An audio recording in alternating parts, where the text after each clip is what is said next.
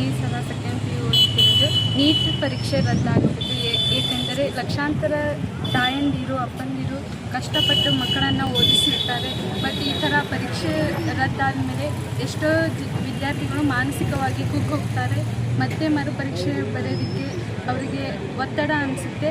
ಹಾಗಾಗಿ ನಮ್ಮ ಸರ್ಕಾರ ನೀಟ್ ಪರೀಕ್ಷೆಯನ್ನು ರದ್ದುಗೊಳಿಸಬೇಕೆಂದು ನಾನು जिंदाबाद जिंदाबाद SFI जिंदाबाद जिंदाबाद जिंदाबाद SFI जिंदाबाद ನೀಟ್ ಪರೀಕ್ಷೆ ಕೂಡಲೇ ರದ್ದು ಮಾಡಲೇಬೇಕು ಮಾಡಲೇಬೇಕು ನೀಟ್ ಪರೀಕ್ಷೆ ಕೂಡಲೇ ರದ್ದು ಮಾಡಲೇಬೇಕು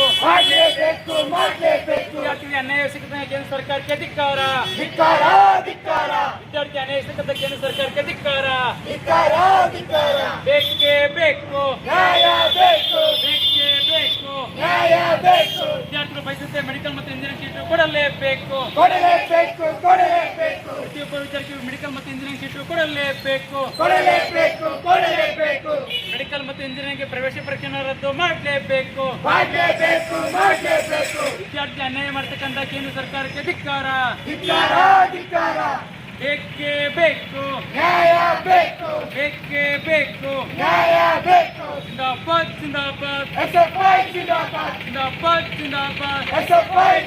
ವಿದ್ಯಾರ್ಥಿಗೆ ಅನ್ಯಾಯ ಮಾಡತಕ್ಕಂಥ ಕೇಂದ್ರ ಶಿಕ್ಷಣ ಸಚಿವರಿಗೆ ರಾಜೀನಾಮೆ ಕೊಡಲೇಬೇಕು ವಿದ್ಯಾರ್ಥಿಗೆ ಅನ್ಯಾಯ ಮಾಡತಕ್ಕಂಥ ಕೇಂದ್ರ ಶಿಕ್ಷಣ ಸಚಿವ ರಾಜೀನಾಮೆ ಕೊಡಲೇಬೇಕು ವಿದ್ಯಾರ್ಥಿ ವಿರೋಧಿ ಪ್ರಧಾನಮಂತ್ರಿಗೆ ಧಿಕ್ಕಾರ ವಿದ್ಯಾರ್ಥಿ ವಿರೋಧಿ ಪ್ರಧಾನಮಂತ್ರಿಗೆ ಹೇಳಿ ಧಿಕ್ಕಾರ ಬೇಕೇ ಬೇಕು